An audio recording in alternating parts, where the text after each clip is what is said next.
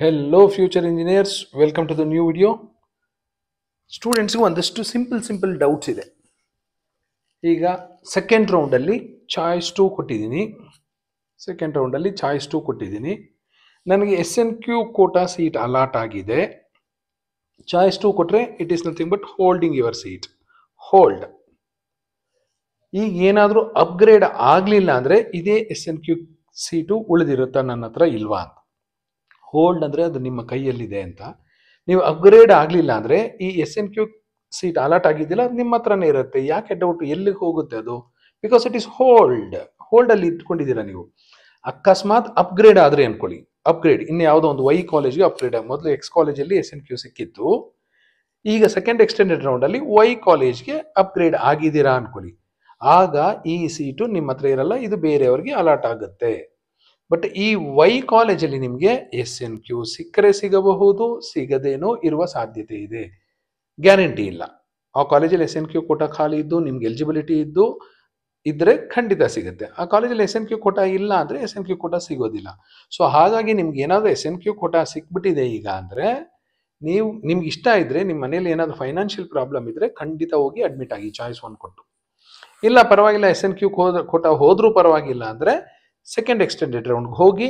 ನೀವು ಅಪ್ಗ್ರೇಡ್ ಆಗಲಿಲ್ಲ ಅಂದರೆ SNQ ಸೀಟು ನಿಮ್ಮ ಹತ್ರನೇ ಇರುತ್ತೆ. ಅಪ್ಗ್ರೇಡ್ ಆದರೆ ಸಿಗುವ ಸಾಧ್ಯತೆಗಳು ಸ್ವಲ್ಪ ಕಡಿಮೆ ಇರುತ್ತೆ.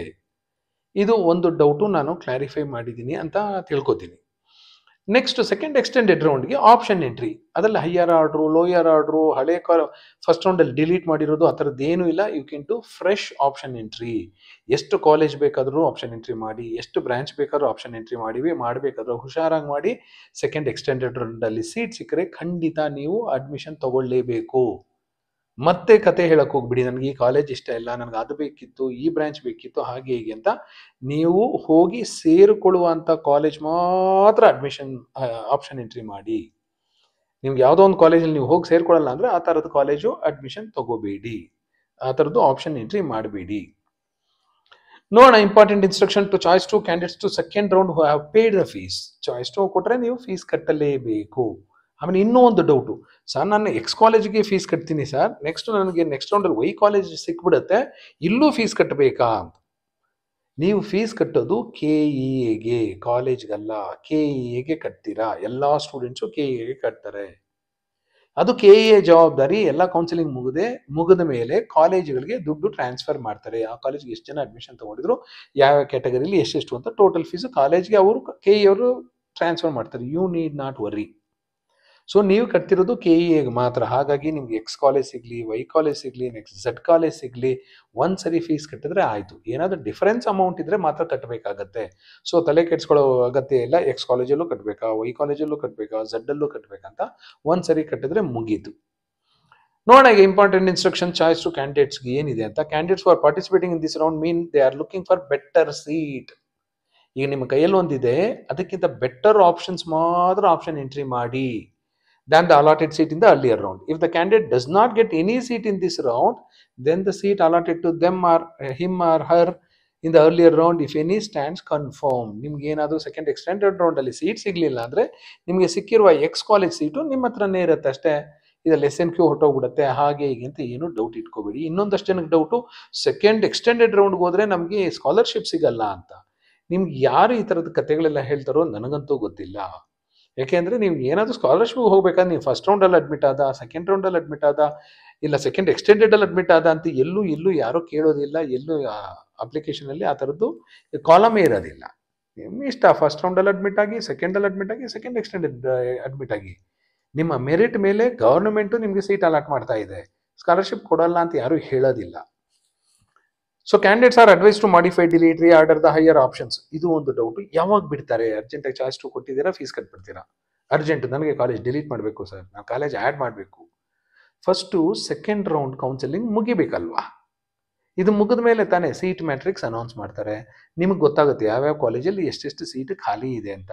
ಅದಾದಮೇಲೆ ನೀವು ಆಪ್ಷನ್ ಎಂಟ್ರಿ ಮಾಡಬೇಕು. ಈಗ ಸೆಕೆಂಡ್ ರೌಂಡಲ್ಲಿ ಅಡ್ಮಿಷನ್ನ ತಗೋಬೇಕಲ್ವಾ? ಅದೆಲ್ಲ ಮುಗಿದು ಕೆಲವು ಕಾಲೇಜ್ ಸೀಟ್ ಸರೆಂಡರ್ ಮಾಡಿರ್ತಾರೆ, ಇನ್ನು ಕೆಲವರು ಫಸ್ಟ್ ರೌಂಡಲ್ಲಿ ಅಡ್ಮಿಷನ್ ಆದವರು ಸೀಟ್ ಸರೆಂಡರ್ ಮಾಡ್ತಾರೆ. ಅದೆಲ್ಲ ಬಂದ ಮೇಲೆ KE ಅವ್ರಿಗೆ ಗೊತ್ತಾಗುತ್ತೆ ಎಷ್ಟು ಸೀಟ್ ಖಾಲಿ ಇದೆ ಅಂತ. ಅದಾದಮೇಲೆ ತಾನೇ ಅವ್ರು second extended round procedure start ಮಾಡಬೇಕು. ಹಾಗಾಗಿ ಪೇಷನ್ಸಿಂದ ವೆಯ್ಟ್ ಮಾಡಿ.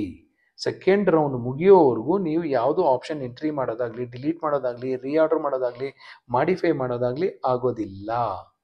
ಸೊ ಪೇಷನ್ಸ್ ಬೇಕು. Counselling is nothing but patience.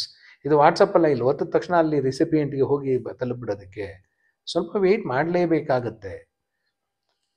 Next ಏನು ಹೇಳ್ತಾರೆ, all the above higher order options. ಈಗ ಹೈಯರ್ ಆರ್ಡರ್ ಲೋವರ್ ಆರ್ಡರ್ ಅಂತ ಏನಿಲ್ಲ, ಎಲ್ಲಿ ಬೇಕಾದ್ರೂ ಯಾವುದಾದ್ರೂ ಡಿಲೀಟ್ ಮಾಡಿ, ಯಾವುದಾದ್ರೂ ಆ್ಯಡ್ ಮಾಡಿ. ಬಟ್ ನೆನಪಿರಲಿ, ಸೆಕೆಂಡ್ ಎಕ್ಸ್ಟೆಂಡೆಡ್ ರೌಂಡ್ಗೆ ಯಾವುದು ಚಾಯ್ಸಸ್ ಇರೋದಿಲ್ಲ. ಆಮೇಲೆ ಕ್ಯಾಂಡಿಡೇಟ್ಸು ನಮಗೇನು ಗೊತ್ತಿಲ್ಲ ಹಾಗೆ ಹೀಗೆ ಅಂತ ಹೇಳೋ ಹಾಗಿಲ್ಲ. ಕೆನಾಟ್ ಕ್ಲೇಮ್ ಎನಿ ಇಗ್ನೋರೆನ್ಸ್ ಅಂತ ಅಲಾಟ್ಮೆಂಟ್ ಆಫ್ ದ ಸೀಟ್. ನನಗೆ ಗೊತ್ತಿರಲಿಲ್ಲ, ನಾನು ಅಲಾಟ್ ಆಗೋಯ್ತು, ಹಾಗೆ ಹೀಗೆ ಇಂಜಿನಿಯರಿಂಗ್ ಸಿಕ್ಕಿದೆ, ನನಗೆ AGBSc ಬೇಕಿತ್ತು, BSc AG ಸಿಕ್ಕಿದ್ದೆ, ನನಗೆ ಡೆಂಟಲ್ ಬೇಕಿತ್ತು, ನನಗೆ ಇದು ಬೇಡ ಅದು ಬೇಡ ಅಂತಿಲ್ಲ. ಇದು ಲಾಸ್ಟ್ ರೌಂಡು. ಸ್ವಲ್ಪ ಸೀರಿಯಸ್ ಆಗಿ ನಿಮ್ಗೆ ಯಾವ ಕಾಲೇಜ್ ಬೇಕು ಅದನ್ನು ಕರೆಕ್ಟಾಗಿ ಪ್ರಯಾರಿಟಿ ಆರ್ಡರ್ಲಿ ಹಾಕೊಂಡು ಹೋಗಿ.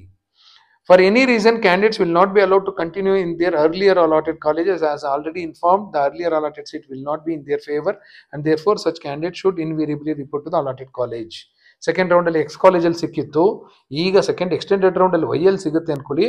ಇಲ್ಲ, ನನಗೆ ಎಕ್ಸ್ಗೆ ಹೋಗ್ತೀನಿ, ಎಕ್ಸ್ ಚೆನ್ನಾಗಿದೆ ಅಂತ ನೀವು ಕ್ಲೇಮ್ ಮಾಡೋದಿಲ್ಲ. ಯಾಕಂದರೆ ಈ ಎಕ್ಸ್ ಕಾಲೇಜು ನಿಮ್ಮ ರ್ಯಾಂಕ್ ಆದಮೇಲೆ ನೆಕ್ಸ್ಟ್ ರ್ಯಾಂಕ್ ಇರುತ್ತಲ್ಲ, ಅವ್ರು ಏನಾದರೂ ಆಪ್ಷನ್ ಎಂಟ್ರಿ ಮಾಡಿದರೆ ಅವ್ರಿಗೆ ಸಿಗುತ್ತೆ. ಆಮೇಲೆ ನೆಕ್ಸ್ಟ್ ಸೆಕೆಂಡ್ ಎಕ್ಸ್ಟೆಂಡೆಡ್ ರೌಂಡ್ಗೆ ಆಪ್ಷನ್ ಎಂಟ್ರಿ ಮಾಡಬೇಕಾದ್ರೆ ನಿಮ್ಗೆ ಯಾವ ಕಾಲೇಜ್ ಇಷ್ಟನೋ, ಯಾವ ಕೋರ್ಸ್ ಇಷ್ಟನೋ ಅದೆಲ್ಲ ಆಪ್ಷನ್ ಎಂಟ್ರಿ ಮಾಡಿ, even if it is not shown in the seat matrix. ಯಾಕೆಂದರೆ ಕಾನ್ಸಿಕ್ವೆನ್ಷಿಯಲ್ ವೇಕೆನ್ಸೀಸ್ ಅರೈಸ್ ಆಗೋ ಚಾನ್ಸಸ್ ಜಾಸ್ತಿ ಇರುತ್ತೆ. If the candidate gets a seat in the college entered by him or her in this round, the seat opted by him or her in this round will be confirmed, and the seat held by him or her in the earlier round will get cancelled automatically. ಈ X seat ಆಟೋಮೆಟಿಕ್ಕಾಗಿ cancel ಆಗುತ್ತೆ ನೀವು ಏನಾದರೂ upgrade ಆದರೆ. ಈ statement ಅಂತೂ information ಬುಲೆಟಿನಲ್ಲಿ ಒಂದು 10-20 ಕಡೆ ಪ್ರಿಂಟ್ ಆಗಿದೆ. ಆದರೂ ನಮಗೆ ಡೌಟ್ ಬರುತ್ತೆ, ಸೆಕೆಂಡ್ ಎಕ್ಸ್ಟೆಂಡೆಡ್ ರೌಂಡಲ್ಲಿ ನಾವು ಅಪ್ಗ್ರೇಡ್ ಆದರೆ ಹಳೆ ಸೀಟು ಇರುತ್ತೆ ಸರ್ ನಮ್ಮ ಹತ್ರ ಅಂತ. ಸೊ ಅದು ಇರೋಕ್ಕೆ ಚಾನ್ಸೇ ಇಲ್ಲ. There is no chance of getting back the earlier allotted seat if you are upgraded. Bold letters ಅಲ್ಲೇ ಕೊಟ್ಟಿದ್ದಾರೆ. ಚಾಯ್ಸ್ 2 ಕ್ಯಾಂಡಿಡೇಟ್ಸ್ ಆಯಿತು. ನೆಕ್ಸ್ಟ್ ಚಾಯ್ಸ್ 3 ಅವ್ರು ನೋಡೋಣ. ಚಾಯ್ಸ್ 3 ಕೊಟ್ಟಿದ್ದೀರಾ ನೀವು ಸೆಕೆಂಡ್ ರೌಂಡಲ್ಲಿ ಅಂದ್ಕೊಳ್ಳಿ. ನಾನು ಹೇಳ್ತಿರ್ತೀನಿ ಯಾವಾಗಲೂ ರಿಸ್ಕಿ ಅಂತ. ಸೊ ರಿಸ್ಕ್ ಕೆಲವರಿಗೆ ತುಂಬ ಇಷ್ಟ ಆಗುತ್ತೆ. ಸೊ ರಿಸ್ಕ್ ತಗೊಂಡ್ರೆ ಏನು ಮಾಡಬೇಕು, ಈಗ ಎಲ್ಲ ಆಪ್ಷನ್ ಎಂಟ್ರಿನೂ ಮಾಡಬೇಕಾಗುತ್ತೆ. ಕಾನ್ಸಿಕ್ವೆನ್ಷಿಯಲ್ ವೇಕೆನ್ಸೀಸು ಬರುತ್ತೆ. ಹಾಗಾದ್ರೆ ಎಲ್ಲಾನು ಆಪ್ಷನ್ ಎಂಟ್ರಿ ಮಾಡಿ ನಿಮಗೆ ಯಾವುದಾದ್ರೂ ಕಾಲೇಜಲ್ಲಿ ಸಿಕ್ಕರೆ ನೀವು ಖಂಡಿತ ಹೋಗಿ ಅಡ್ಮಿಟ್ ಆಗಬೇಕಾಗತ್ತೆ. So this is about choice 2 and choice 3 candidates of the second round. I hope you have understood. All the best for your second extended round counseling. Thank you.